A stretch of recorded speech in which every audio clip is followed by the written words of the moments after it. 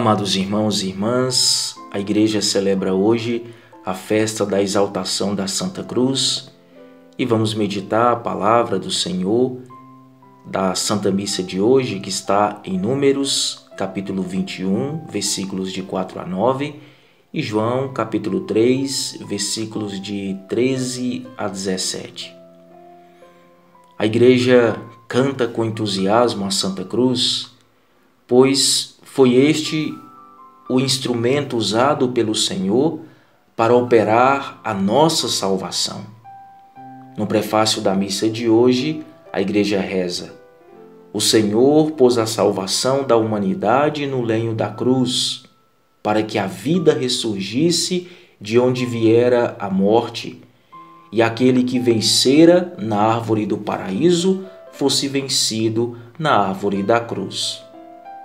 Assim, sob a sombra de uma árvore, nos veio a condenação, e pela cruz, madeiro de outra árvore, nos veio a salvação. Portanto, o que era sinal de maldição e de suplício, tornou-se sinal de salvação. Vejamos esta verdade com mais detalhes. Na primeira leitura de hoje, Deus se utiliza do sinal de uma serpente de bronze para curar e libertar da morte os israelitas rebeldes que haviam sido mordidos pelas serpentes. Diz em Números 21, versículo 8: Faze uma serpente de bronze e coloca como sinal sobre uma haste, e aquele que for mordido e olhar para ela, viverá. Assim, na antiga aliança, Deus tomou uma realidade que foi causa e instrumento de morte para os israelitas, ou seja, a serpente, e fez dela instrumento de cura e salvação, mandando que Moisés fizesse uma imagem dela e a colocasse na haste, para que todos os que para ela olhassem não perecessem. E de forma semelhante, na nova aliança, Deus tomou uma realidade que era instrumento de suplício, maldição e morte, ou seja, a cruz, e fez dela instrumento de vida e salvação, sendo Ele mesmo nela levantado e crucificado e marcando-a com seu sangue que por ela correu. É o que o próprio Jesus ensina no Evangelho de hoje.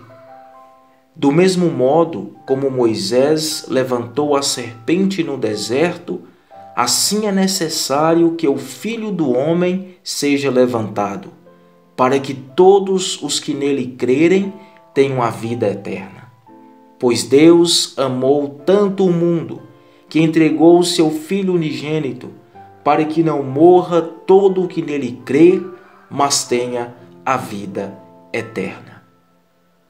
Portanto, depois que Jesus, o Cordeiro Pascal, derramou seu sangue na cruz, o que era sinal de maldição e morte, passou a ser sinal de bênção e salvação.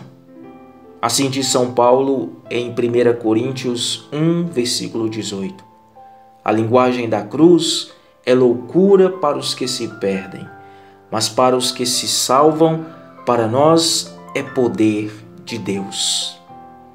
Portanto, meus irmãos, a cruz já não é sinal de morte e maldição, mas tornou-se, a partir do sacrifício de Cristo, sinal do poder de Deus, ou seja, do seu amor que nos traz vida e salvação. Por isso o demônio tem tanto medo e ódio da cruz, pois nela ele foi vencido definitivamente por Cristo. E por esta razão, não há um templo católico que não tenha uma cruz exposta.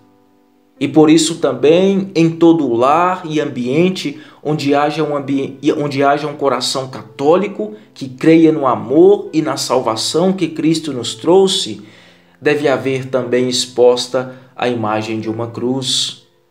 Nestes tempos em que o demônio tem trabalhado tanto para retirar dos espaços públicos a imagem e o sinal da cruz, que você, católico, não tenha vergonha de expor no seu pescoço, na parede de sua casa, do seu local de trabalho, a imagem da cruz de Cristo, que, como diz a Escritura, para o mundo é loucura, mas para nós que cremos é sinal do poder de Deus e da nossa salvação.